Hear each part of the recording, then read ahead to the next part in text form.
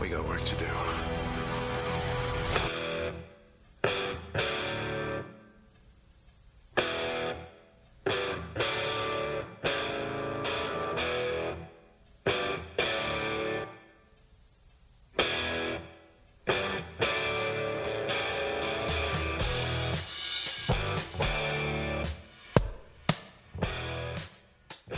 Welcome to Highway to Hell, a supernatural podcast. I'm Christine. And I'm Kristen.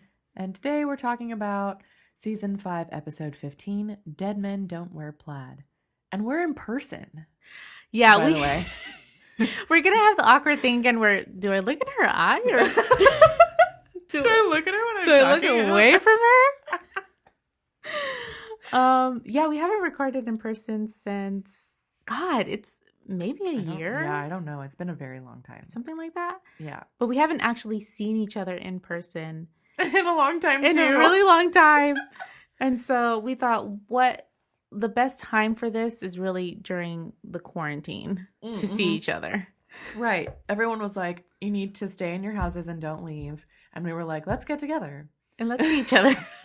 And let's hang out, 10 inches away from each other. Right. We're like talking into each other's faces. And I'm visiting your new baby. It's really... Yes. I swear we're being safe. No, yeah. We're totally safe. Not feeling any symptoms. And hope all of you are safe as well. And yes. Oh, man. Yeah, crazy times, man. What a time. What a time to be alive. I'm so glad. I know. Well, so yeah, that'll be fun. We're going to have a good time recording this way today. So this is the episode where I really didn't like the IMDb description, and there was a really short little one on the Supernatural Wiki page, so I just pulled that sentence. Mm-hmm. And it's really vague, but I'm okay with that. It says, people in Bobby's town are coming back from the dead, but Bobby insists nothing is wrong. Which is definitely what happens. There's a lot more to it. Yeah, I mean, I would say I would have rewritten it to be like Bobby. Oh, God damn it just left my mind. But basically that Bobby like really is invested in whatever is happening. Yeah, totally. And it's like an emotional time for Bobby, basically. Did you cry? I didn't cry, but it was very sad. Yeah. It was very sad. I think I was like this close to crying. Yeah. But I didn't. There's a very tiny space between her fingers. Yeah. You can see my fingers. I can describe the space between them. Yeah, it was super sad. And yeah, I would have, added a little bit more to this description too. I really didn't like the IMDb one because it was really rambly. It went on for a long time and was just really kind of silly, and I was like, I'm not reading that. Well, that's how the last one was. I had picked that one, and it was like basically a plot summary, essentially. Yes. Yeah. Like we could have just done the whole episode off of that. Yeah. So yeah, this was a really good one. I was not expecting it. We haven't really dealt with zombies, really, right? I think we've dealt with zombies once before, and it was that stupid one, the one that I hated, the one with the girlfriend, right? He like rose her from the dead. That's why I couldn't remember it. I just erased that from my mind. Yeah, I think it was in season 2, and I had said at the time, like, I don't remember this ever happening. Yeah. It's hard. This is an episode? Yeah. Yeah. So I think that was the only zombie one that we've ever seen. Okay, yeah, and that was under like very different circumstances, and this was like, and that was like one person. This was multiple people, like rising from the dead. Yes, it was definitely like a zombie, like Night of the Living Dead situation. Yes. Although I like that they first rise as themselves first. Yeah, me too. And besides that one movie with Nicholas Holt from Skins. Have you seen that movie Fido? No, but I know what you're talking about. I remember when it came out. Okay. It's like some older gentleman. He, has a family and everything, and he dies and he comes back as a zombie, and they just basically keep him as a pet. That's cute. And they like feed him, human meat and stuff like Oh my that. God. And He's they just, love like, part of him. the family again? Yeah, because he's dad, basically. That's so cute. It's pretty adorable. I kind of liked that too, and it's pretty smart because it gives the zombies like a chance to like lull everybody into a false sense of security. Yeah. And like keep them around. I don't know, but it's also pretty fucked up, right? Especially in Bobby's case. Yeah, it's pretty upsetting because he basically had to kill her twice. Yeah, after having a short period of time where they were like happy again and he had her back. Yeah. And was like hopeful. Yeah. I think the part where I almost cried was like where he was like, listen to that. Yes. I thought I would never hear that sound again. God. About her humming in the kitchen and singing in the kitchen. So very sweet. Poor Bobby. Yeah. So our director for this episode, I don't think I've seen this name before. John F. Showalter. No, this is his first episode directing, and actually he is a big time director. He's still directing episodes today. Okay. In season 15. That's cool. Which I've been like off Twitter these past couple days and like just really focusing on like, home and the baby and stuff. Preserving your sanity. Yeah, basically. Yeah. And I went on there this morning and I saw that they actually shut down filming right now. Yeah. Ugh. So weird. I know. John and I follow Formula One racing, and they, for a while, what they were going to do with the race that was this weekend, they ended up canceling it, which is a shame. Mm-hmm. But what they were going to do was run it without any spectators. Oh, yeah. Well, that's what they were going to do with the NBA, weird. too, before. So weird. Which would have been weird. Yeah. Yeah, when they were talking about that with the NBA, I was like, how are they going to perform? Yeah. Because don't you perform better? Well, I don't know. Or they're just used to that, right? Yeah. And then they're going to be in an empty stadium and be like, I just feel like we're pretending. Yes. Like, this is just a pickup game outside. We're just playing around. Yeah. Yeah, I don't know. That would have been so odd. Yeah. Anyway, that's probably going to creep back into like this whole conversation throughout the episode. It's just on everybody's minds. Yeah. So our writer too for the episode was Jeremy Carver. So I felt like it was a really good, like, even though I hadn't seen this director before, I'm glad that he's going to keep directing because I thought he did a really great job. Yes. Even just from like a cinematography, like camera standpoint, like all the angles were really good. The show was shot really well. All the scenes made sense. I don't really have, like, I have a few criticisms, as we sometimes have, like, when we go through it. Yeah. But not that bad, and nothing, like, major. Yeah, I really enjoyed it. Although, I don't know how I felt about the shot where, like, I forgot who it is, but they shoot a zombie and then blood splatters on the camera lens. Oh, yeah! Did you see that? Yes, I was like, whoa, that's new. Yeah, that's different, you know? Yeah, it is different. It was cute. Did they do that in 28 Days Later? There were some movies where they did that, and it Really? was like some of the first time I had seen it, and it freaked me out. I wonder if it was like an homage to that. Maybe. I feel like I need to watch the movie again. It's been a while. No, I'm staying away from all sort of like people are watching Contagion and God. all sorts of things like that. No, I'm not watching any of that. Maybe Shaun of the Dead would be a good one. Okay, yeah. That's always a good one. I saw a GIF and I was like, oh, that's so us right now.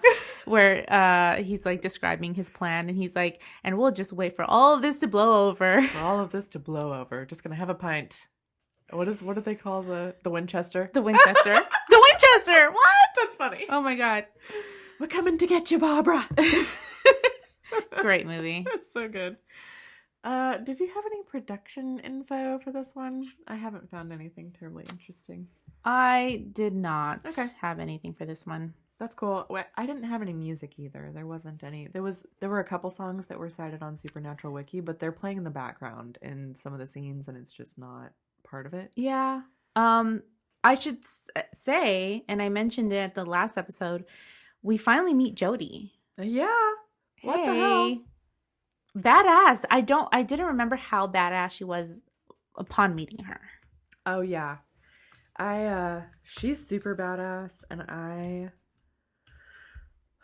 think that was maybe one of my issues actually was toward the end. Like, I felt like they didn't give her a chance to like really express how she must be feeling because like she's just been through something super fucked up, like the most fucked up Super possible. traumatic, yeah. But I really like this actress, and she's also like she was just a total badass. Like she just got in there and did what she had to do because that's her job. Yeah. And she was really funny at the beginning too. So I'm glad that she's going to be like more of a recurring character, and we'll see more of her because I did really like her a lot. Let me see. I forgot to look up the actress's name. Oh, my internet stopped working.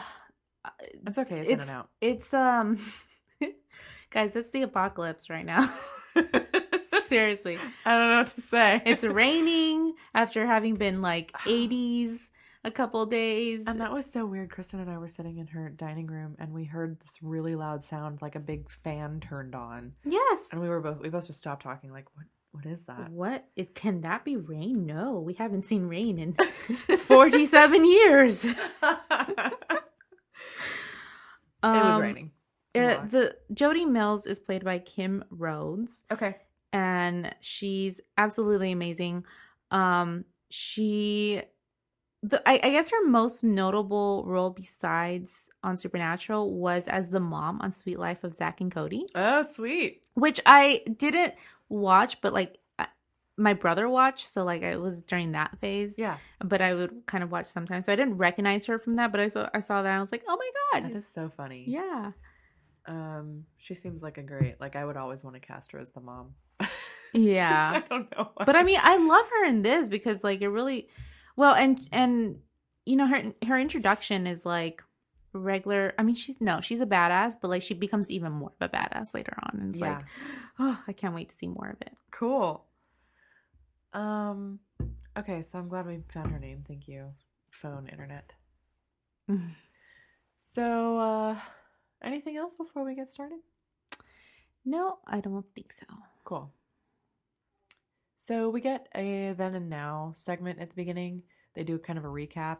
So the clips that we see in the recap are the clips where they're all talking about the 4 horsemen of the apocalypse. We get a recap of the episode with War and when he came around. And then they also mention the horsemen we just saw recently, Famine. And then we also get clips of, I forget the name of the episode, but the one where Lucifer basically killed everybody in the town and had like a mass like killing so that he could bring death back. Yeah. So and that's we didn't nice. See death. Which was really upsetting. Yeah. Agreed. I hope we get to at some point because we also get a description of him in this episode and it sounds awesome. Well, because they just say like that he's basically Grim Reaper Daddy, right? Right. And so then toward the end, when Bobby's talking to his wife Karen, she says, when I came back, there was a man and he was so thin. He was like a skeleton. Oh, that's right. Isn't that cool? Yeah. So I don't know who they would find to like fit that description, but it sounds awesome. Oh, speaking of that, I had put out on social media that the question, you know, how does Famine choose their vessel? Yeah. And we did get a few responses of some thoughts that some of our listeners said. Cool. That I just wanted to share because I thought it was great. Basically, they agreed with you, which I agree. It seemed like the right idea behind it. Hold on, where the fuck is all of this? I'm leaving this in. Leave it in. Leave it in. God, this fucking app, it changes like every time. I swear. Twitter? Facebook pages? Oh, I don't even know how that works. Right? Yeah. Every time I try to use it, it's like, I don't know what's happening here. Okay, here we go. So Erica says that I think that if he had a healthy vessel that he would destroy it just because he is the human personification of famine. And she also said that I finished the episode. She wanted to let us know that I think Dean was just asking for help. I don't even know that he knew what he needed help with, just help. Yeah. I've prayed like that before, she says. Oh, yeah. I mean, I think that makes sense. Have, Yeah. Like you get in those situations where you're just desperate for anything, just some relief. Yeah. You don't even know what that looks like. Yeah. But, yeah. And Tony says something a little bit different. She says, I actually never thought of it as a vessel. I just thought that was the form he took when on Earth, like the pagan gods. They do not have vessels. I know Ward took the vessel, but I think he did that specifically to deceive the people and not because he needed a vessel. So she's saying like that is his form, Right. but Ward just did that because he wanted to sneak in and be Mr. Sneaky and act as one of the townsfolk. But then, I mean, would his normal form without the vessel just be a dude anyway? Like, why would he have to take over a townie? Why wouldn't it be like, or like? Because even though Famine's like a gross dude, he's still just an old guy. Yes. You know? Yeah, he's not like this demonic, like, right. being. He doesn't look like a monster. He No. doesn't have to like mask himself as something. Which would have like been as a really human. interesting. And I think that's really interesting about Supernatural anyway, is like, because I come from Buffy, where everybody. I come from Buffy. Yes. Buffy is my home. And where everybody, all of the monsters and creatures do look demonic. Like, there's a million different types of demons, and they either have horns or they have red skin or like whatever it might be. Yeah. But like, I think it's fascinating and probably, I would think, cheaper. Maybe this is part of the reason, right? Like, I don't know. Maybe creatively also. No, I think that's why they did that in Star Trek. All the aliens are just humans with like a mask. Okay. Yeah. It just makes more sense, filming wise, for them to just be like humans, the inhabitants of human skin. So. Yeah, I agree with that. And I feel like Supernatural did it first, and I like it. You know? Mm-hmm. I'm trying to think. Maybe, okay, I just started thinking of Al Pacino in The Devil's Advocate. He's the devil. I've never seen it, but oh, sweet. It's horrible, but I love it. And he plays the devil, but he's Al Pacino. That's awesome. But also, like, the devil totally could be Al Pacino. He really could. He could look like Al Pacino and be Al Pacino. Yeah, just straight up be him. Let's be real. No, he's a good guy. He's a good guy. But he can play a bad one. Yeah. Oh, that's really good. Well, cool. Yeah, I'm glad that you put that out there. Those are some good thoughts. And yeah, I appreciate that. Well, we'll see how that goes. I just want to see all of them. I mean, y'all know, whenever we started getting hints about the 4 Horsemen of the Apocalypse, I was like, fuck yeah! Yeah, you got really... because you had guessed it, I think. Like, oh, is this going to be a Horseman thing? Okay, yeah. So I just got excited about the concept, but also, like, I guess I was excited about something that only could have happened if they had a bigger budget, right? Like, literally a dude in flames, like, riding on a red horse or something. Right, like Ghost Rider, right? Basically. Yeah. Which would be super sweet, but it's not in the cards. And so their solution is pretty creative, I think. You know, like, even though they're having to take vessels, like, what they are still comes out.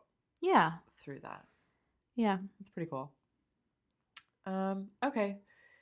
Where was I? Okay, so 4 Horsemen, Lucifer brought Death back, but we didn't actually get to see Death. It was just a clip that we saw of Lucifer, like, staring at the camera and saying, well, hello, Death. And that was all we got. So I guess he's somewhere out there. And I was glad that they brought it back, because I was going to be like, what the hell? Yeah, where's Death? What the hell? Yeah. What's he doing? What's he up to? And then we get the flashbacks of Bobby's wife from that episode where she was like in his head, right? Was that what was happening? It was Dream a Little Dream of Me. Yeah, yes. The dreams. So we had been introduced to Karen before and the background of what happened to her in that episode. And then we get the clips of Dean saying, like, he's just tired. He's just done. And then that scene from the end of the last episode where he's, like, crying and asking for help from the heavens. Yeah. And that's it for the recap. So we open to a graveyard, and we close in on a grave, and the name on it says Clay James Thompson. And then suddenly we see a hand come out of the ground, and this man starts digging his way out of the grave. Then we cut to this, like, real hillbilly redneck looking dude sitting in his, like, trailer. and watching TV. Yeah. And this was pretty clever because throughout the scene, the show that he's watching is like a nature show where these wildebeests are being stalked. And it like what's being said in the show like coincides perfectly with what's happening in the scene. It is some smart directing there. It was good. And so he hears a noise outside, like outside his door. And he gets up and opens the door, and there's a storm starting up, and he gets rained on a little bit, and then like closes his door. And he sits back down, and then the door flies open. So he gets up to close it, and then he locks it. And then as soon as he turns around, the man who dug himself out of the grave is standing behind him. And he just looks like in shock. Mm-hmm. And then the man attacks him and strangles him and kills him. Yeah, I got the sense too that he knew the man. Right. Me too. Just I was ready for him to say like, you. Yeah. You know? Yeah, but we didn't get it like that directly, but still it was in his face. Yeah. Yeah, you could tell that there was some like recognition there. Mm-hmm. So then we go to Sioux Falls, South Dakota. Sam and Dean are getting out of the Impala, and they're both in suits, and Sam is leaving a voicemail for Bobby, and it sounds like he's been leaving multiple voicemails, and Bobby's not returning their calls. And so they go into the diner and meet up with this guy named Digger, which was funny because they sit down and they're like, so what is your name? And he says Digger. And Dean's like, you gave yourself your own nickname? You can't do that. Yeah. And the guy goes, who died and made you queen? And Dean does not like that. He's like, oh, fine. So Digger tells them that he saw Clay Thompson, who was supposed to be dead, go into the trailer of the guy who he killed. His name is Benny. And so he goes into Benny's trailer, and he knows that he's the one who killed him. But yeah, so the thing is, Clay died like 5 years ago. It's been some time. And they were like, well, is there any reason that you know of that Clay would want to kill him? And he was like, yeah, he killed him in the first place. Benny shot Clay in a quote unquote hunting accident. Ugh. Yeah. It's so funny. I know. So he's like, I think he's back to get a little revenge. And I wondered if like he had gone away for that at all, or it was just like ruled as an accident and it was just like, oh, he's out. I know. Yeah. Did he just like get away with that? Also, like, where was the beef in the first place? Because Clay seems like such a like suburban dad. Yeah. And this guy's in a trailer. Are y'all friends? You went hunting? Like, what? It's funny when you said, where's the beef? I was like picturing, are they hunting for cows? Like, where's the beef? So I don't know what their deal was, but I guess there was, they got into some kind of argument or something. Yeah, they don't seem like they would be buddies. You're right. No. Like, Clay is this middle class guy. He's a taxpayer. Yeah. And then Benny is like, living in a trailer park. Like, how do these people intersect? In life? Exactly. So then we see Jody, the sheriff, walking into the diner, and she's on the phone, and you can hear her say, like, Owen, put the cupcake down and pick up an apple. Like, it sounds like she's talking to a kid. It's cute. Yeah. And she's like, okay, love you too, and hangs up and gets her food to go and looks over and sees Digger talking to Sam and Dean, and she's like, oh, what's going on? Yeah. So she starts coming over, and Digger goes, heads up, Fargo. I laughed out loud because I love Fargo already, and I was like, oh, that just painted the picture of who this woman is. Yes. Yes. Which is so great. She's, you're already like, okay, so she's a badass. Yeah. So she goes over and introduces herself to Sam and Dean, and they're like, we're agents Dorfman and Niedermeyer. And I was like, okay, so now I have to figure out where those names are from. Yeah. Did you get that? It sounded familiar, and I think I looked at Supernatural Wiki to see what it was, but I forgot. They're from, it's Kent Dorfman and Douglas Niedermeyer from Animal House. Oh, that's right, yeah. Oh my gosh. They're so stupid. Yes. So, she's like, so what is your jurisdiction again? Like, why are you here? And Digger's like, well, because they believe me. And she's like, the FBI believes that a dead man came back to life. And, she's like, so where's your jurisdiction? And Dean's like, wherever the United States government sends us, ma'am. she's like, okay, let me talk to your supervisor about that. And so they hand her a card, and she calls the number, and we see the FBI phone and in Bobby's house ring. And he picks it up, and he answers it as FBI, but she immediately goes, Bobby? I mean, they should have known. Like, it took a while for me to stupid. put the pieces together that, oh, yeah, Bobby's from Sioux Falls.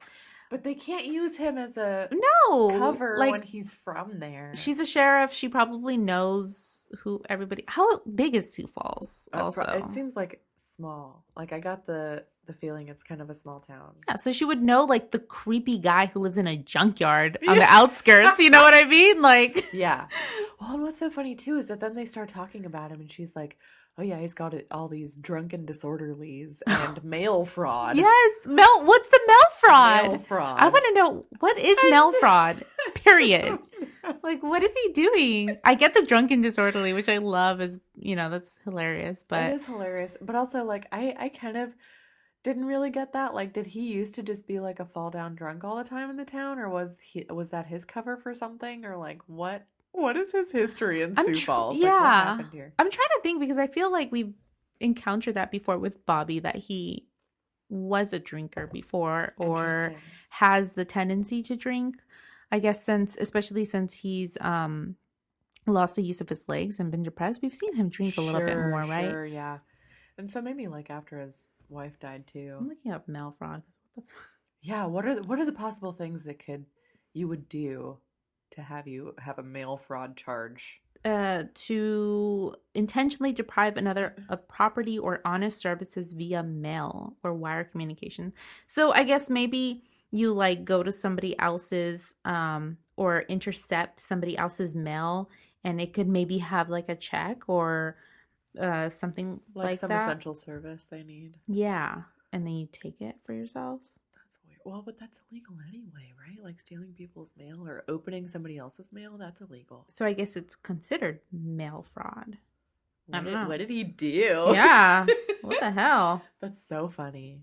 It's so funny too, because we know that like Dean especially would do credit card fraud. Yeah. And other things like of that nature. So it's so funny that our main protagonists in this show, it's hard to remember, they're basically like thieves. Yeah, and they're criminals. They're criminals. Yeah. Yeah.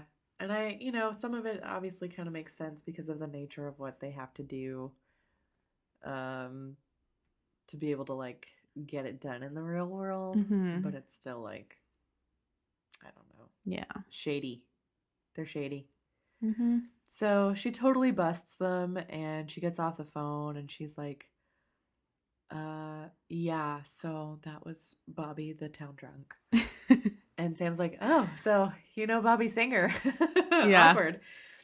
So she's like, I don't know what you boys are up to, but it ends now. Agents. Mm-hmm. And they're like, okay, yes, ma'am. So, then Sam and Dean go to visit Bobby, and they're asking him about this, like, did you hear about this guy who supposedly came back from the dead? And Bobby looks kind of like cleaned up, like his hair's all slicked back, and he's all like, I don't know, neat and tidy. And he tells them that he already checked into the case of Clay Thompson, and trust me, there's nothing there. He's like, I looked into it, all of these lightning storms, all that. Like, it's just the weather right now. I thought there was something there, but there's not. And while they're talking, Dean's like, is that soap? Did you clean? It smells clean in here. And he's like, what? Mind your own business. So that's basically like all that happens in that scene. He just tells them like, it's nothing, trust me. You wasted your gas coming here. I know. I just realized now like why he was acting so strange, and it tickles me to think of like Bobby hiding her in the closet or something like that. Like, shh, they're here. Don't make any noise. Don't come out of the kitchen. Right. But I love that like because Bobby has been he's not a slob, but he doesn't really take care of himself. A bachelor. Yeah. But of course, like as soon as his wife comes back, he's all cleaned up. Like it's so sweet. And I wonder if like it was her doing because she loves him so much, right? She cleaned him up, or if he did it to For impress her. Yeah. Yeah. Either way, it's really cute. Yeah. Yeah, it is. Because if she suddenly comes back and she wants to take care of him and he's like, okay. Yeah. That's so sweet. So then Sam and Dean leave and they're like driving out of town, but they drive past the cemetery and Dean stops because he wants to take a look around before they leave town. So they go check it out and they find Clay Thompson's grave, and the dirt on top of the grave looks fresh. So they dig it up and open the coffin and it's empty. And they're like, what is going on? So then they go to Clay Thompson's house and it's the middle of the night and they sneak in. They break into his house and they're poking around. And then suddenly someone comes out and attacks Dean with a baseball bat. But Dean like throws him down on the ground and he drops the bat and he's like, okay, I'm sorry. And it's Clay Thompson. Mm-hmm. But he looks really pale. Yeah. Like he looks cleaned up now, Uh-huh. but also like his lips are completely white. Yeah. Kind of blue. His Mm-hmm. skin's like really pale. And so he just doesn't look quite right. And so he confesses to killing Benny. And Dean's like, okay, wait, let me get this straight. You died 5 years ago. And he's like, yes. He's like, so you are in fact a dead guy? He's like, I don't know what I am. And it's such a hilarious conversation. And he's like, but just don't wake the kids, please. Yeah, just don't wake up my kids. And then his wife comes in and she's like, Clay, I called 911. So she's already called the police too, the local police. Yeah, which when this happened, I was like, you have a dead guy here. Like, what are you going to do? Yeah, it's so weird. And so Clay is just like, okay, you know what, guys? Like, yes, I confess. I'll go with you, because they tell him that they're FBI. Mm-hmm. So Dean's like, go where? And he's like, jail? I don't know. Like, Where do you put us? Yeah, just take me wherever you were, wanting to take me. So they start leaving the house, and as they're leaving, Sam and Dean are kind of like talking about like killing him. Yeah, but it's interesting because again, it's Sam sticking up for the creature. Yeah, you know what I mean. Yeah, and Dean's like, dude, it's a zombie. We gotta do it. Yeah, and Sam's like, but come on, he's like with his kids. Yeah, and Sam's always the one like thinking about. I forgot the name of that creature, but no, it's not the Wendigo. It's the guy who's like turning into a creature, and he's like, we can save him. We can save him. Yeah, yeah. It's the same concept. That was a really sad one. Yeah. It is the same concept. And so while they're like talking about this, suddenly Sheriff Jody shows up and she's like, drop your guns. They're like, oh, fuck. And he's like, Dean's like, what? But, we caught your dead guy. And she's like, so? That doesn't give you the right to shoot him. And Clay's like, you were going to shoot me? I can't believe you were going to kill me. And Dean's like, you're a zombie. And he's like, I'm a taxpayer. Yeah. So, let me see where I'm at here. So then they go to jail. They're just kind of waiting around, and they look outside. And they're talking, and they're kind of like, okay, so what is Jody's deal? Like, are the zombies like paying her off? Like, why is she okay with this, Mm-hmm. And then they look outside and they see her talking to Bobby, and they're like, so what the hell? Now they're friends. So they get let out. Bobby bails them out. And while they're leaving, they were like, I thought she hated you. And Bobby's like, yeah, well, she did until 5 days ago when the dead started rising all over town. And they're like, what the hell? Why did you tell us? Yeah. Yes. And he's like, no, I told you the truth. There's nothing there for you, which I thought was interesting. Yeah. Like he just wants them to stay out of it. And so then he says, come with me. And Bobby takes them back to his house, and they walk in, and there's Karen. And they're like, who's that? And she looks all clean. She's like wearing an apron. She looks just like a regular Well, housewife. Yeah. So cute. Yeah. Also kind of pale. Mm-hmm. And Bobby's like, that's my wife. And Dean's like, your ex-wife? And Bobby's like, my dead wife. Yeah. So then she serves them some apple pie, which is obviously like the way to Dean's heart. Yeah. And he's like, Mrs. Singer, this is incredible. Yeah, he forgets for a moment that she's like a zombie. Yeah, because her pie is so good. So then Bobby asks her to give him a minute, and she leaves the room, and immediately Sam and Dean like throw the pie aside, and they're like, what the fuck, Bobby? You know, like, what is happening? And so Bobby's like, you know, what makes you think I didn't test her every way I know how? I've done all of the like monster tests basically, and she passed everything. You know, she's not evil. And he says he doesn't know how this happened because she didn't crawl out of her grave. He had her cremated. Yeah, which is so fascinating. Like, how does this actually work? You know, because we've seen all these zombies crawling out of their graves, but did she just like appear or something? I don't know. I wondered that too, because I think he says too, like, he buried the ashes in that cemetery. So it was like with all the other people who rose, but there's no body. I expected a lot more Pet Cemetery references in this. I was very disappointed. Yeah, that's a missed opportunity for sure. Yeah. But no, what I was also going to say was he didn't really, because he mentioned like, oh, I did the holy water, I did the salt, I did this and that. But he didn't mention like what would really be the test for a zombie. Right. Right. And also, like, is there one? Because all you know is this person rose from the dead, and whether or not they're bad. Like, what is he testing? How do you test if someone's bad or something's bad? Yeah, I don't know. Because also when these zombies turn bad, you can tell. Yes, you can tell right away. Yeah, you don't need to do any tests. Yeah. I don't know. That was really interesting. So I wondered that too, like if death came back and just kind of like made her appear like on top of her grave, you know, like where the ashes were or something. Or are the ashes still in the urn since the bodies aren't in the coffins? Yes. And this reminds me, speaking of Buffy, this reminds me of like one of the creepiest episodes of Buffy where, no spoilies, a character dies and one other character in their grief tries to summon that character back from the dead. Oh, and it's that sounds heart-wrenching. Yeah, and it's so creepy though because we see a shadow of that person coming back from the dead. And even though they've been warned like this is not that person anymore.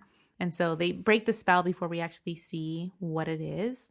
But it's like this could have been like not that person. It could have been a creature, a zombie, an evil entity, and it's like really creepy. Wow. But that's so clever, like leaving it up to the imagination. Yeah, I think so too.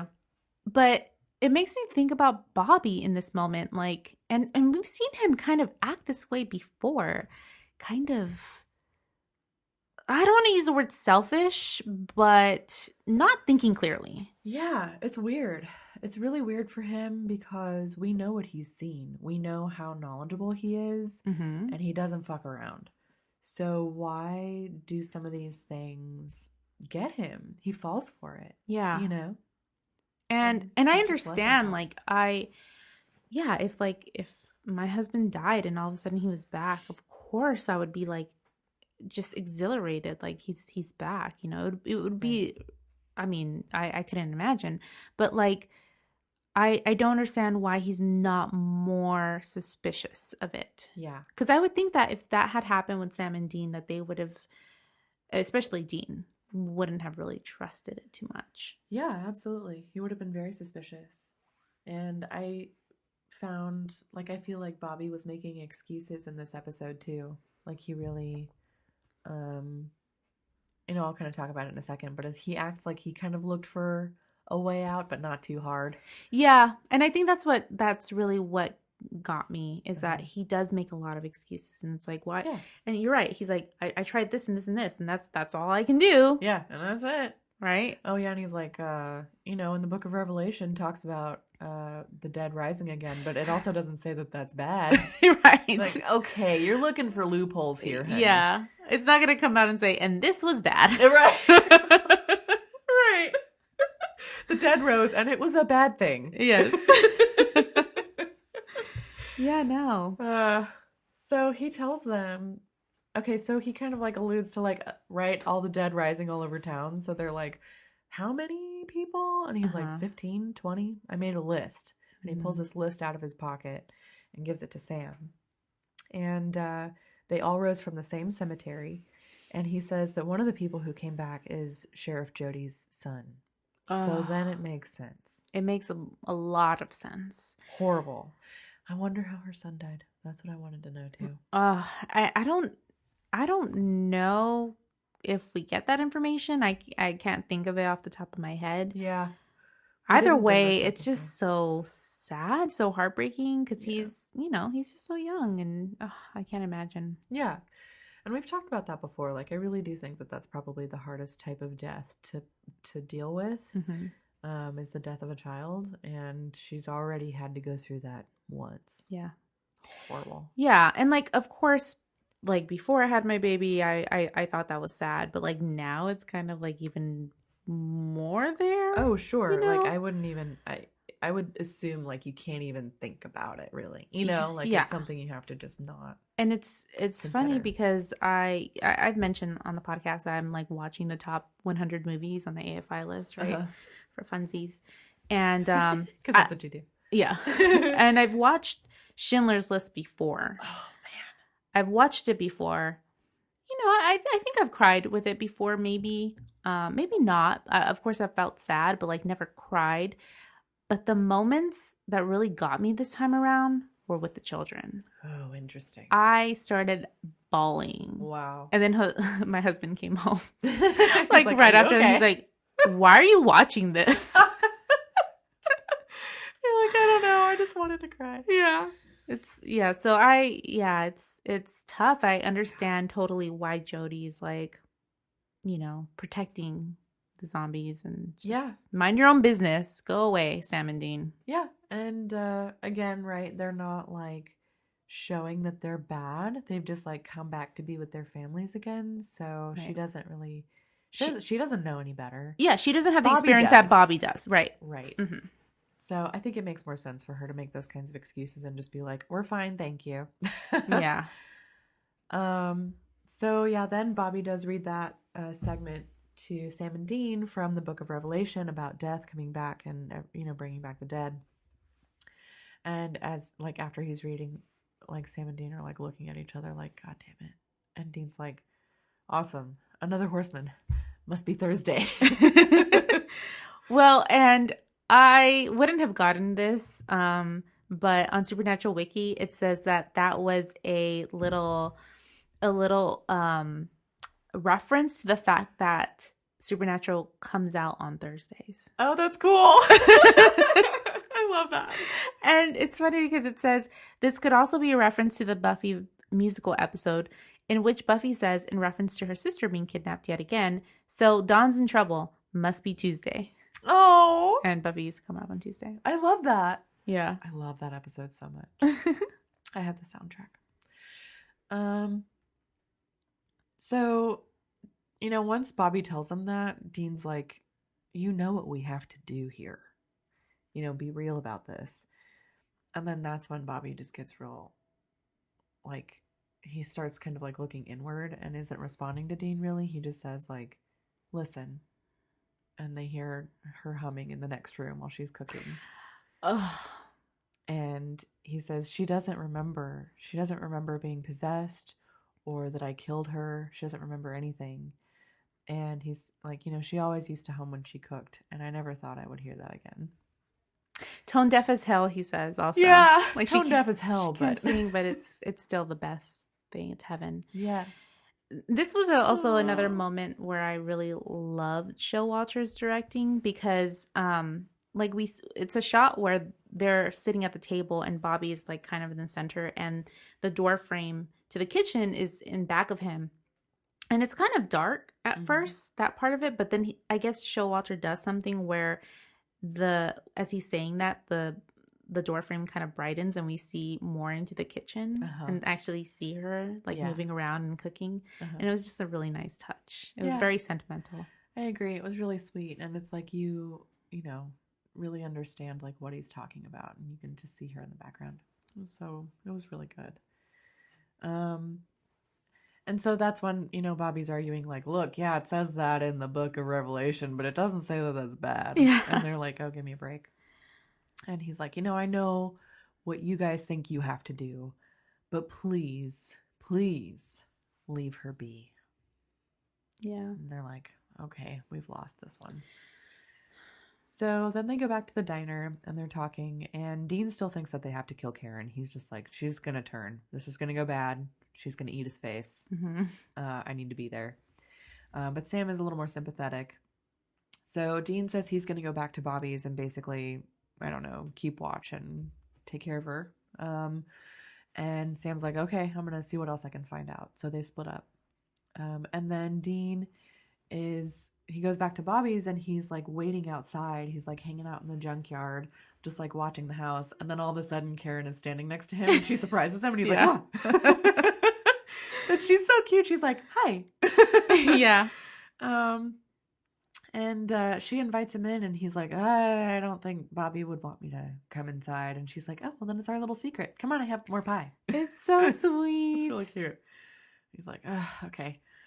So then we cut to Sam and he's visiting Sheriff Jody's house and he's outside and looks in through the window into the living room and he sees her and her husband on the couch reading a book to their son. And he's really pale. You can tell that he's like undead. Yeah. But they just look like a happy little family. And he's like, oh God, now what? So then we cut back to Bobby's and Dean is eating pie and he's hanging out with Karen in the kitchen and he looks around and there's like 20 pies just like hanging out in the kitchen. Yeah. And he's like, it's kind of cute because they use the same phrase here as each other. So in this part he says, I'm going to go out on a limb here and say you like pie. And she's like, yeah, I don't know what it is. Ever since I got back, I just can't stop baking. It looks like, if I may, like she's getting ready to go on British Baking Show. Yes, like she's practicing Yeah.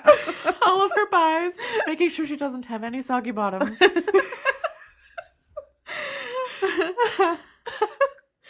So, well, and obviously Dean's like happy to taste test everything. Of course. So he's in pie heaven. And he's like, yeah, it looks like you haven't been sleeping. And she's like, I haven't. And he's like, that's probably because you're dead. Mm. And she just kind of like stops and like stares for a second. She's like, I know that you don't trust me. And she's basically like, but I know like what you are. Just like I know that Bobby's not the same mild-mannered scrap dealer I married. You hunt things and I'm a thing. So she's on it. Yeah, she understands. Yes. And so, Dean's like, well, then you must know that Sam and I would never let anything happen to Bobby. He's like a father to us, which was cool. Like, we know that. Yeah. But they don't talk about it that much. And so for him to just tell her straight up, like, you fuck with him and you fuck with us. Yeah. And that he's like our dad. And she's like, yeah, and I'm really, happy that he has y'all watching out for him. But you're not the only ones looking out for Bobby. And then she confides in Dean and she tells him that she does remember everything. She remembers the demon inside of her body and all of the things it did while she was helpless.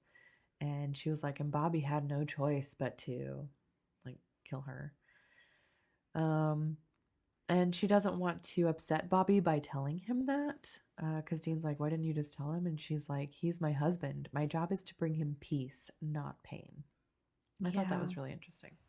I really appreciated that, that Dean and Karen got some alone time and we got to get Dean to see Bobby's perspective a little bit. Yeah. But also just that we as the audience got to know Karen a little bit more, because we didn't know her. We didn't know anything about her beyond the fact that she was killed by Bobby because of the demons, which is already tough. But this kind of makes it so much harder for us because we fall in love with her here. She's very sweet with Dean. Yeah.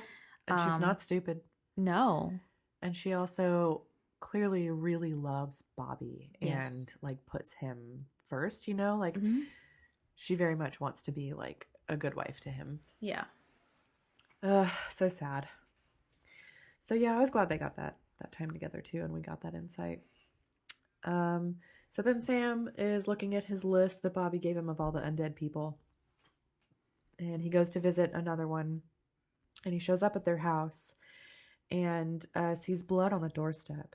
So he kind of like sneakily lets himself in. Like he just kind of tries the door and it's open. And he walks into the back of the house and there's this whole fucking scene. I couldn't take it. There's this really old woman laying on a couch in the back room. And she looks bad. She has like open sores on her face, and she's really pale and looks like a zombie. And she's got this like coughing, this like rattling cough. And he comes in and he's like, hi. And she is coughing and like she moves her hand and like motions for him to come closer. Yeah, I was like, don't come closer. And he's so funny. He's like, what is it? I can hear you. Yeah. You can tell me from here. And so she keeps motioning for him to come closer, and he's like, yeah, I'm gonna regret this. So he like very slowly walks over, and he finally like leans in as close as she wants, and she like throws him across the room and jumps on him, and she's like snarling and like drooling like this nasty like thick gooey Mucus? drool on his face. Yes. It's basically when my baby spits up on me. That's exactly how She's like, ah. Oh, it's so disgusting. And he's like pinned down, and he manages to reach down and get his gun, and then he shoots her in the head. And afterward he gets up and like wipes his face off, and he's like, oh god. Oh, it's so gross. It's so gross. Yeah, poor Sam has a bad time. So then Sam and Dean go back to Bobby. And, after Sam has seen that, he's like, they're turning. They're actually turning into zombies. They're going bad. And it was, I forget the woman's name. It was like Ezra something. Mm-hmm. And Bobby was like, oh, she was always kind of nutty in life. And Dean was like, oh, yeah? Was she like, I'm going to eat my husband's stomach nutty? And he was like, no. It's again, like Bobby just... Yes, blind. Yes. Willfully blind. He's like, yeah, no, she wasn't like that. And they're like, see, Bobby, they're turning. There's no way out of this. And so as soon as Bobby realizes that and that they're going to keep pushing it, he turns around to them and pulls a gun out of his pocket and, cocks his gun. And he's like, time to go. And they're like, what? That's insane. Are you threatening to shoot us? Mm-hmm. And Bobby's like, if I have to deal with her, I'm going to do it my way. It almost made me think, like, do these zombies have some sort of magical I don't know effect on people? I don't know, maybe, because I mean, I get it. I get that Bobby wants to protect his wife, but these are his kids, basically. His adopted kids. And they're not wrong. Like they're actually digging into it, and they're seeing that some of them are turning and it's becoming really dangerous. Mm-hmm. And he's just choosing not to acknowledge it. And that's what Dean says in the next scene, right? Like, we're his family, Sam. What the fuck? Oh, yeah, for sure. And he's just like, what? Was he really gonna, like, do that? So they're up against Bobby with his gun. So they're like, all right, fuck it, fine. I guess we'll leave. But once they leave, Dean tells Sam that he has to go back and kill Karen. And Sam's like, well, what are we supposed to do? And Dean's like, I don't know. I have to go like kill her, I guess. Like, I don't see any other way. Like, he's just kind of beside himself. And so Sam's like, okay, I guess I'll go into town and save everyone. I have to sneeze. Okay. It went away. I'm leaving that in too. So yeah, Sam's all like, okay, great. I guess I have to go save everybody. It should be easy. And so Dean's like, well, why don't you, go get Sheriff Jody's help? And he's like, how am I going to convince her? And Dean's like, I don't know, just do it. He's like, okay, what? Fine. So they go their separate ways, and we cut to Jody's house, and she is taking care of him. He looks very, very sick. I know. It's just so sad because he's like very sick, and she's like making him soup. Yes. Like he's alive. Like he's human sick. It just, it breaks my heart. I know. What the hell? Awful. And he's just a kid. He looks like he's 7. Yeah. He's little.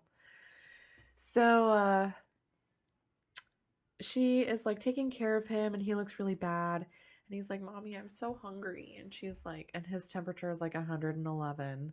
Which I thought that was really interesting, because I would have thought that his temperature would have been like 50 degrees. Go really low. It went high, like a fever. Like, because he's dead. Yeah. So, like, what happens in their bodies when they turn? Yeah. Is his blood circulating? Like, Yeah. I Is it don't, pumping? because if that was the case, then they wouldn't be pale anymore, right? If they were 111 degrees. Yeah, maybe not. I don't know. Or is it just like, is something else happening in their Do we have any bodies doctors who listen to this show? If you do, what? We would like a medical. Why are you listening point to of view. us? No, I'm just kidding. Yeah. Yeah. And if there are any doctors out there, you're wasting your time. We're idiots. Yeah, or like any biology majors. Like, how does this work? I mean, obviously there could be zombies one day, but hey, man, what is the Not science behind zombies, please?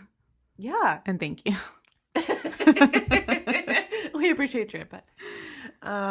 Yeah, because this is really strange. Like, I didn't really expect that. They suddenly, it's like they are getting the flu or something. Yeah. So his temp is really high, and she's like, I'm gonna go make you some soup. And he's cute. He's like, okay. Yeah. So, He's like, mommy. Yeah. Oh. I remember that, being a kid and being sick and having your mom take care of you or your parents. And it's just, I don't know. It's such a familiar scene. So she goes off to make him some soup, and she finishes it up while her husband is on the phone with the doctor, and he's like trying to figure out what's happening. And so Jody finishes the soup and asks her husband to take it to their son, and she gets on the phone with the doctor instead. And then we cut over to Bobby's, and Dean is outside the house, but he's like cocking a fucking shotgun, like he's gonna be like hunting her through the windows or something. Yeah. Creepy. Kind of creepy. Yeah, of he's Dean. really like, I don't know.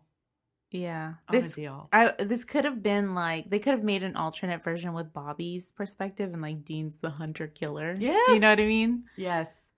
And he says, like, we cut to inside the house and Bobby yells to Karen. He's like, Karen, stay away from the windows. Because he's not dumb. Yeah. And she doesn't respond. And then this shot from the kitchen happens where we see her like fall on the floor. And that was a really cool shot too, because she falls on the floor in the forefront of the scene, and in the background Bobby's in the next room and he looks over and sees her fall. Yeah. And so then he comes over, and as soon as he comes over to her, she kind of gets up and like wakes up, and he starts checking her temperature, like feeling her forehead, and he's like, you're burning up. And she's like, no, it's okay. I'll be okay. I just need something to eat. Yeah. And then she starts like coughing violently and kind of like throwing up. And she's not okay. You see Bobby's face, and he's just like, oh shit. So then we cut back to Jody, and she's on the phone with the doctor, and she's just at a loss. She's like, I don't know, doctor. That's why we're calling you. We're trying to find out what's going on. And then she hears a noise in the next room, and she drops the phone and goes running in there, and she sees a lot of blood. There's all this blood on the couch, a trail from the front of the couch around the back of the couch, and she follows it over, and her son is eating her husband. Yeah. Because I've processed it now, and thinking about Jody and the trauma that she has gone through. Yeah. Because like, not only has she already gone through the trauma of her son dying beforehand, but now he's returned, and now her husband is dead because her son ate him. Yes. What? And now, like, we don't know Jody at this point. I don't know what her relationship with her husband is like, but God only knows the kind of toll it can take on your married relationship after losing a child. Mm-hmm. And it could potentially bring you closer. So maybe he's been like, her real ally and like the only one she had left, like their family, like that's all they've got left now. Yeah. And now he's dead because of her son. And I would just be like, what the fuck? Yeah. Yeah, it would have been really interesting. It would have added... No, okay, this would have been mean. It would have added a little bit more guilt, or a lot more guilt, if we would have seen some dynamic, like the husband's like, I don't know about this. This is weird, Like, I don't trust this. Going along with it. Yeah. Ugh. I'm glad we didn't go there, though. Oh, that poor Jody. Poor Jody. Yeah. Because then you got to live with that, too. Yeah. Oh, man. So, yeah, that's not a good scene. And she is like, oh my God, and just shocked and like can't move. And then suddenly Sam shows up and like drags her out of the house. Mm-hmm. And she's like, that wasn't my son. And he's like, you're right. And he's like, your whole town is in danger. Everybody is coming back. Like, that's what this is happening to everyone. Mm-hmm. And I need you to focus. Can you do that? And she's like, yeah. She's like, how do we put them down? And Sam says, headshot. And he asks, where can they keep people safe? And she says, in the jail. And he's like, okay, we need to find everybody we can and take them to the jail. And then he pulls out his gun and she looks down at it and just like stops him for a second. And they just look at each other. Yeah. I couldn't with this moment. Yeah. Because Sam does what he has to do. Right. But you can tell it's the worst. Yes. But it's interesting because I think she like knew in that moment, okay, he has to do this, but she just needed that second. Just to prepare herself. Right. Steel yourself for that. And I was also really glad that they didn't write it in a way where she had to do it. Yeah. Yes. I almost thought, oh God, is she going to go, I need to do this? Yeah. No, you don't need to do this. Exactly. Yeah. No, you don't. Yeah. Kind of like with Sam when he shot the werewolf girl. Yes. He took that on himself. Like, I have to do this. Oh, I don't know, Sam. I don't know that you did have to do it. Right. Dean would have done it for you. Sam's just drama queen. Yeah, he puts a lot on himself. That's for sure. So, yeah, I almost wondered for a second if she was going to do that too. And then she didn't. And I was like, oh, thank God. But it's still horrible. Like, she's trying to accept, like, this guy's going to go in there and kill my son again, who's eating my husband. So then Sam goes inside the house and we hear a gunshot go off. So then we cut back to Bobby and he is sitting next to Karen, who's laying on kind of like this day bed. It's like next to a window. It's not like their bed. Mm-hmm. It's like in the dining room. And she's all propped up on a pillow and looking really bad. And she's like, I can feel it, Bobby. I'm turning. And she looks over at his gun and he's like, no, I can't. And she's like, no, it's okay. Like, you have to do it. And she tells him that she remembers. And he's like, remember what? Like, he's so, like, sweet. And she's like, everything. The demon, you killing me. And he's like, then you know why I can't do it again. And she's like, well, there's something else. When I came back, there was a man. And she's like, he was so thin. And he told her to give Bobby a message. Yeah. What? And we don't hear it here, which was like, ah! I know. What's the message? I also really like that she's like, I'm so hungry. And he's like, I'll fix you something in a second. Yeah. It's so sweet. It's like, no, Bobby, that's not the kind of hungry that she means. Yeah, she's hungry for your flesh. Yeah. Sorry to break it to you. So then Dean shows up the front door and he lets himself in. And as soon as he comes inside, he hears a gunshot. And he yells for Bobby and goes running through to the dining room. And he goes in and then he sees Bobby holding Karen's hand. And she's just lying there with a gunshot through her head. And then Bobby turns and looks at Dean. And they're both just so sad. Yeah. And I was glad that Dean acted like he understood, He wasn't going to give Bobby shit in that moment. So then we go to the jail. Jody and Sam are getting their guns loaded and passing them out to the townies. And then one of the townies asks Sam, he's like, okay, so who the hell are you? And he's like, a friend of Bobby Singer's. And he goes, the town drunk? Yeah. And then Sam looks at Digger and he's like, I thought he was the town drunk. And he's like, who told you that? It's like, the town Bobby drunk. Singer. Yeah. So funny. Yeah, it was funny because it was like in the middle of all of this like really sad stuff going on. Yeah. But it was a nice little bit of comic relief for us. So then they, just keep getting prepared and they, Jody's like, not fucking around anymore. And then back with Dean and Bobby, they're preparing to leave. They're like loading up one of Bobby's vans and they're out in the junkyard and they hear a noise. And Dean goes to check it out, and then he gets ambushed, jumped by a zombie. Yeah, I thought this was interesting. Why are they going after Bobby? I don't know. I mean, I guess I was a little unclear about the message that Bobby gets through Karen because... Same. And I think it's part of that. Like, so the message was that they were coming for Bobby. Like, he was like, I know why. He took a stroll through that cemetery. He brought Karen back, like, to fuck with me. Yeah, he came for me. But, like, he says, like, I don't know, because I think Dean says, like, they wanted to kill you. And he was like, I don't know if they wanted to take me out or just break my spirit. But they want me out of the way. Or maybe, because he says something, and we're, like, skipping ahead. I know, I did. Sorry. But no, it's fine. But he says something like, I'm one of the reasons you're still saying no to Lucifer, Sam. So right. is it maybe like Death wants to torture Bobby so much that Bobby's like, Sam, you need to give in. Like, this needs to end. He's like, I'm out. Yeah, maybe. Yeah. Because this sucks. Yeah. What's going on here? Mm-hmm. Yeah, I don't know. So, like, I hadn't really connected that either, but, like, you know, if Bobby was kind of the target, then maybe that was going to be part of the plan for the other zombies. Like, once they turned, they would all go for Bobby. Mm-hmm. But it's a little vague. Yeah. Like, their purpose.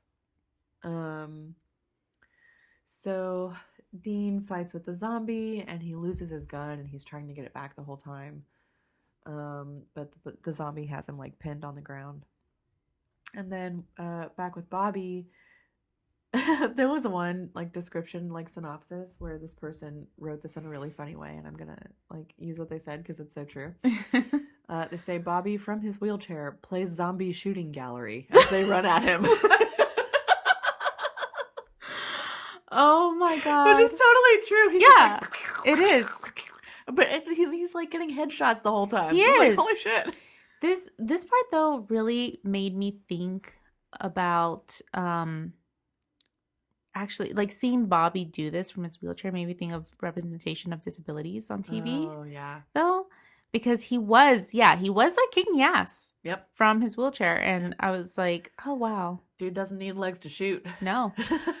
He's still doing it. Yeah. So I really liked that. And I know that just, you know, from reading stuff online about Supernatural and stuff, like that's in addition to like the female roles and mental health and all of that stuff that Supernatural does for everyone, like disability representation, it's like a big thing. And I definitely saw that with Bobby in this moment. Yeah, I agree with that. That's pretty cool. Yeah. But I do like that. Yeah. That description of it. Gallery. Yes. Yeah, and there's another. So, okay, Dean finally gets his gun back and shoots the zombie that was attacking him. And then Bobby takes out another zombie. And then one comes up behind him and knocks him out of his wheelchair. That's the only unfortunate thing. And it kind of makes sense, right? Mm-hmm. He still is relying on the chair to be able to move around. Yeah. And so he gets like pulled out of it by this, and he's just kind of unable to like move around on the ground. But as soon as he's about to be attacked by the zombie, Dean comes over and shoots it and saves him. Mm-hmm. So then he gets Bobby back in his chair, and they both go back for the house. And I thought this was kind of dumb. Let me know what you think. What? Because he's like, oh, we're low on ammo. Do you have any more? And Bobby's like, no, it's all in the car. Bullshit. There is no fucking way there is not more ammo in Bobby's house. There's a bunch of shit in Bobby's house. There's no fucking way. He's probably got ammo lining the walls. Yeah, he probably does. I would totally expect him to like have built his home on ammo. With bullets. He just like pokes a little hole in the wall and takes a bullet out. Yeah. No, you're right. There's no fucking way. So we're getting that excuse, right? Yeah. They're completely out of ammo. They just have whatever they have left in their guns. And so they, let's see, get back into the house, and the zombies are like now rushing the house. And Bobby's like, I think I get it. You know, they're coming for me. And they start coming through the windows, and they're like, oh, that's not good. Mm-hmm. And so, as they're like trickling into the house, Dean takes Bobby and like wheels him into a closet. But also, is this not the house with the panic room in the basement? Yeah. Okay, just checking. There is a panic room What down the there fuck are we doing with here, a people? big, heavy metal door that nothing They can break literally through. would never be able to A get demon can't even break through that.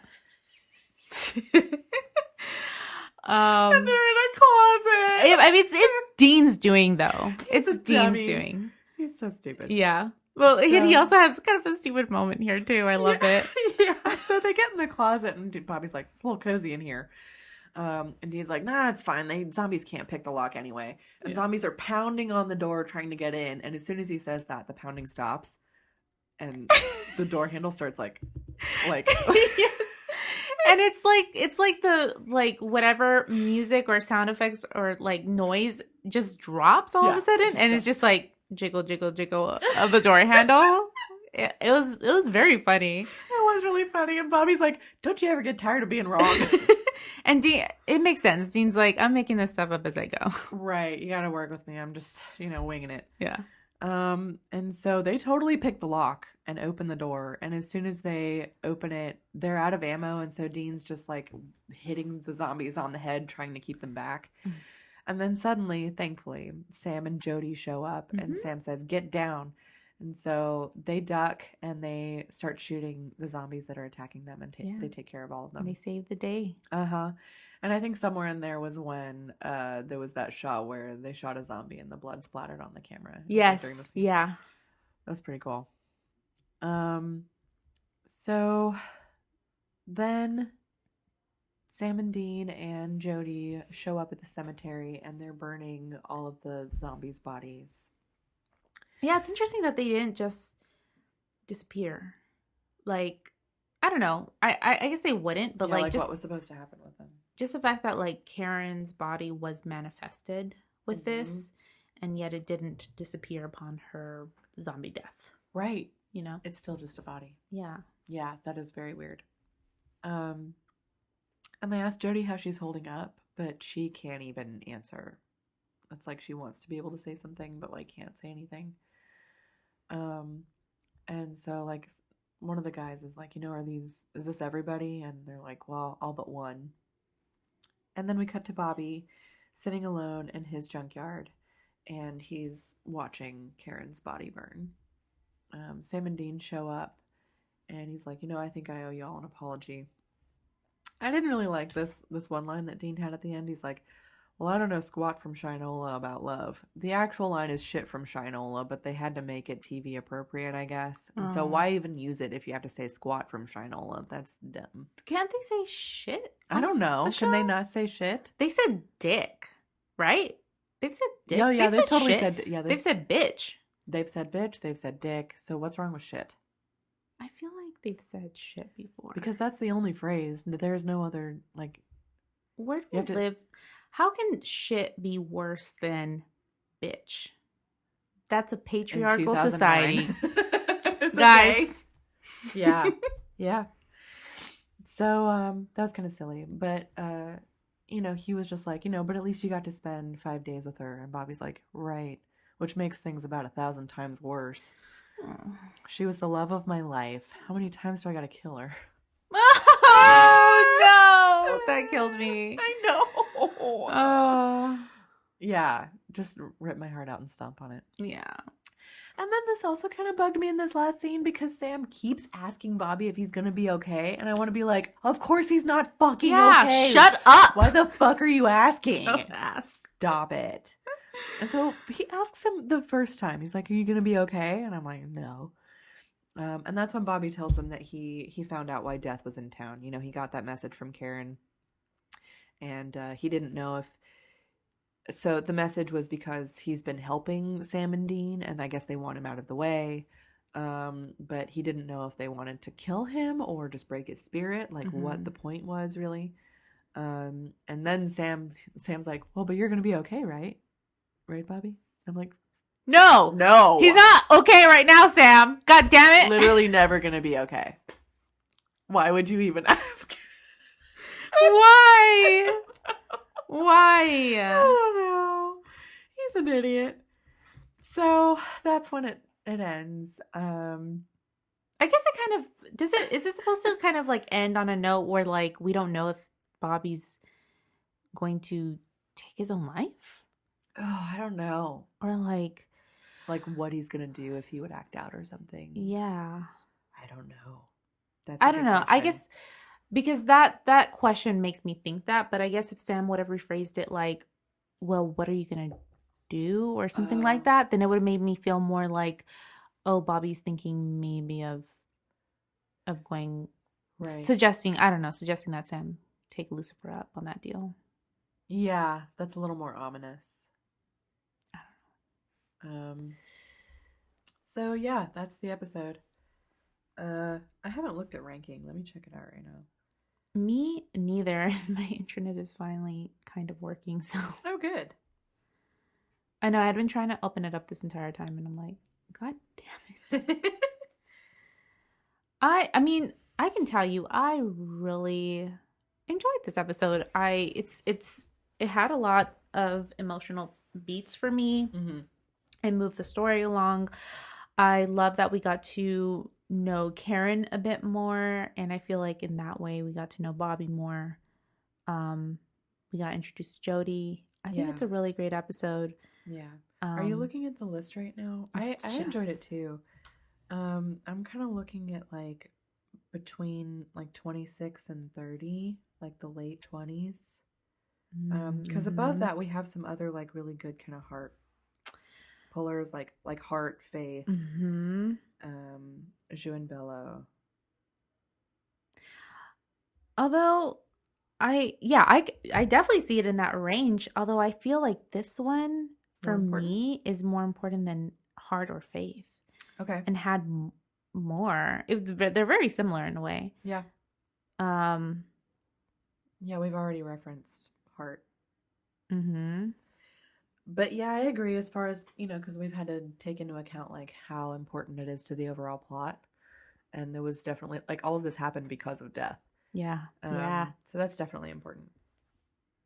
Yeah. So then we get into, I don't know, maybe like late teens, early 20s. Because Jus and Bello is at 20. Mm-hmm. Fresh Blood is 16. God, maybe it is higher up on there.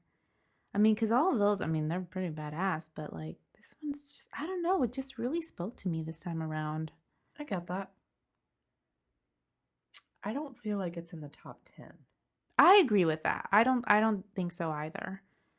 But do I see it above Crossroad Blues? I think so. Yeah. Yeah. Above that is where I'm kind of like thinking, I'm not sure. What happened in Abandon All Hope? Which one is that? I think that was the one that I loved the most. Fuck no. Abandon All Hope. No, that's the one where Joe and Ellen die. Oh, gotcha. Okay. So maybe not above that one. That's at 13. Yeah. The Real Ghostbusters. I know this one is one of my favorites, but really? The Real Ghostbusters? No, you're just like, that's one of my favorites, but yeah, but is this one more significant than that one?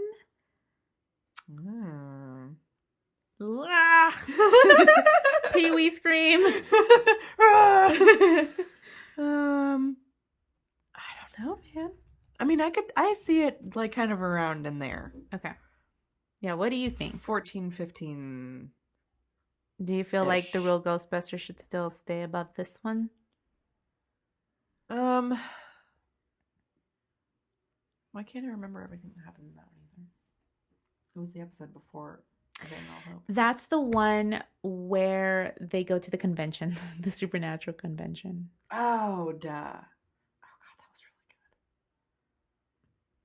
I think, but it wasn't. I know. I think I just have it. It's just a personal favorite, but I feel like this one was more impactful and important and all of those things. What if it was in between those as the new number 14? I could see that. Okay. Okay. Can you plop it in there? Sure. Okay. All right. So Dead Men Don't Wear Plaid, season 5, episode 15 is going in as the new number 14, and this one's going in the trunk. I wrote Dead Men Don't Die because isn't that a movie that just came out?